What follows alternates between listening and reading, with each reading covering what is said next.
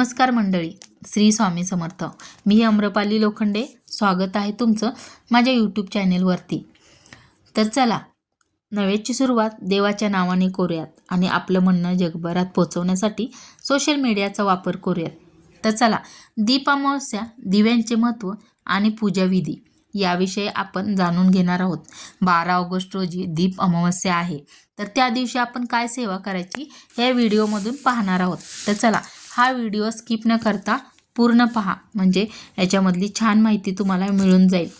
तर चला, आज आपण जाणून घेणार आहोत दीप अमावस्याबद्दलची संपूर्ण माहिती. दीप अमावस्या म्हणजे आषाढ महिन्यातील अमावस्या. महाराष्ट्रात या दिवसाला विशेष महत्त्व आहे. या दिवशी घरातील सर्व दिवे, पणत्या आणि समई स्वच्छ करून त्यांची पूजा केली जाते. अंधार दूर करून प्रकाश देणाऱ्या दीपांचे पूजन करण्याची ही सुंदर परंपरा आहे. तर काय करायचं बघा, दीप अमावस्या दिवशी तुम्हाला सांगते. आपण सकाळी लवकर उठायचं. लवकर उठून केस धुवून स्वच्छ अशी केसावरून आंघोळ करायची. आंघोळ केल्यानंतर आपली स्वच्छ घरामधली फरशी असते, स्वच्छ क्लीन करून घ्यायची, म्हणजे पुसायची. आणि पुसत असताना त्या पाण्यामध्ये थोडीशी हळद आणि मीठ टाकायचं. हे पाण्यात टाकून मगच आपण फरशी पुसून घ्यायची. त्यानंतर सगळं झाल्यानंतर परत आपण रेग्युलरची देवपूजा करायची. देवपूजा करत असताना मंदिरातील आपलं जे देवघर असतं ते सगळं स्वच्छ करायचं, एकदम क्लीन.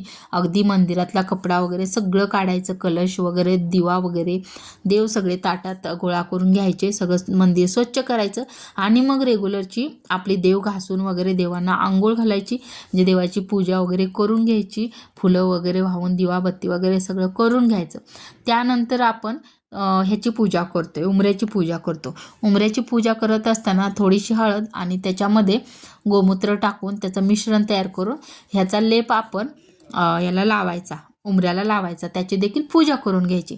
त्यानंतर आपण तुळशीची देखील पूजा करतो रेग्युलर. तुळशीची पण आपण पूजा करायची. फूल, हळदी कुंकू वाहून, फूल, अक्षता टाकून पूजा वगैरे करून घ्यायची.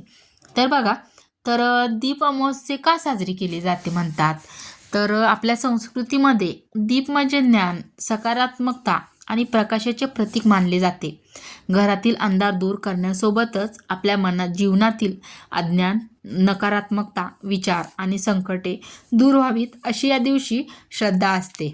या दिवशी संध्याकाळी घरातील दिवे स्वच्छ करून त्यांना सुंदर पद्धतीने सजवले जाते आणि दिव्यांची पूजा केली जाते.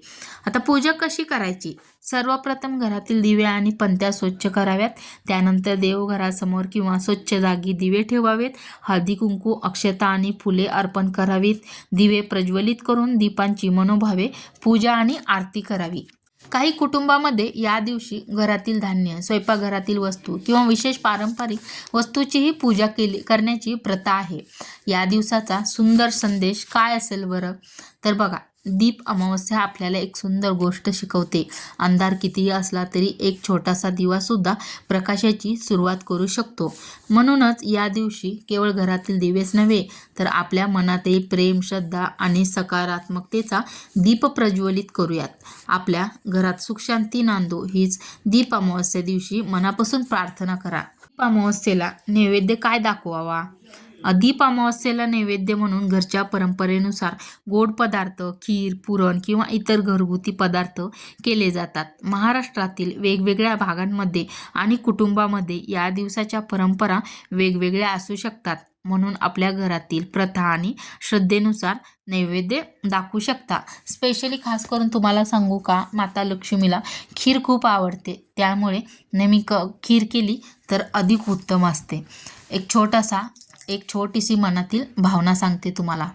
आपण रोज देवासमोर दिवा लावतो, पण कधी विचार केलाय का, आपण दिव्याला तेल घालतो, वात ठेवतो आणि तो दिवा स्वतः जळून इतरांना प्रकाश देतो. त्याचप्रमाणे आपल्या आयुष्यातही आई वडील, कुटुंबातील मोठी माणसं आणि आपली जवळची माणसं अनेक वेळा स्वतःला त्रास सहन करून आपल्याला आधार देत असतात. म्हणूनच या दीप अमावस्येला आपल्या घरातील मोठ्यांचा आशीर्वाद घ्या आणि आपल्या जवळच्या माणसांना स्वतःहून त्यांना देखील वेळ द्या. तुमच्या घरामध्ये जर लहान मुलं असतील तर काय करायचं बघा, या दीप अमावस्येला आपल्या कणकेचा दिवा करायचा आणि कणकेचा दिवा करून कणकेच्या दिव्याने मुलांना, आपल्या लहान मुलांना ओवाळून घ्यायचं.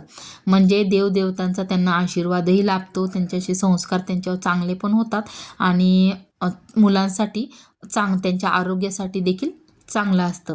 त्यानंतर जर लहान मुलांना वगैरे जर दृष्ट लागली असेल घराला तर काय करायचं, पिवळी काळी मोहरी, काळे तीळ, तांदूळ, राईचे तेल, कापूर टाकून आपल्या मुलांची देखील किंवा इतर घरातल्या कोणाची नजर लागलेली असेल तर यांनी नजर हटू शकते, नजर निघून जाऊ शकते.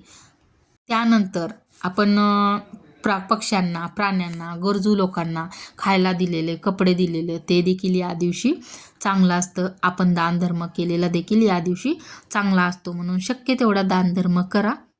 आता देवाकडे कोणती प्रार्थना करायची बघा, सगळे दीप प्रज्वलन वगैरे सगळं आपण तयारी झाल्यानंतर पूजाविधी, तर आपण देवाकडे काय प्रार्थना करायची, तर दीप अमावस्येच्या दिवशी आपल्याला प्रत्येकाच्या घरात सुख शांती नांदो, घरातील सर्वांचे आरोग्य चांगले राहो, प्रत्येकाच्या आयुष्यातील अडचणी दूर होऊन नवीन आशेचा प्रकाश निर्माण व्हावा, हीच ईश्वरचरणी प्रार्थना म्हणायचे. तमसो मा ज्योतिर्गमय म्हणजेच काय बघा, तर अंधारातून प्रकाशाकडे घेऊन जा, ही आजच्या दीप अमावस्येच्या दिवशी ईश्वरचरणी प्रार्थना करते. दीप अमावस्येच्या आपणा सर्वांना मनपूर्वक हार्दिक शुभेच्छा. व्हिडिओ आवडला असेल तर लाईक करा, आपल्या नातेवाईकांना, आपल्या मित्रमैत्रिणींना शेअर करा आणि अशाच सुंदर माहितीच्या व्हिडिओसाठी आपल्या चॅनेलला सबस्क्राईब करा. तर बघा, हा व्हिडिओ तुम्हाला आवडला असेल तर नक्की लाईक करा, कमेंट करा आणि असेच तुमच्यापर्यंत नवनवीन व्हिडिओ मी आणत असते.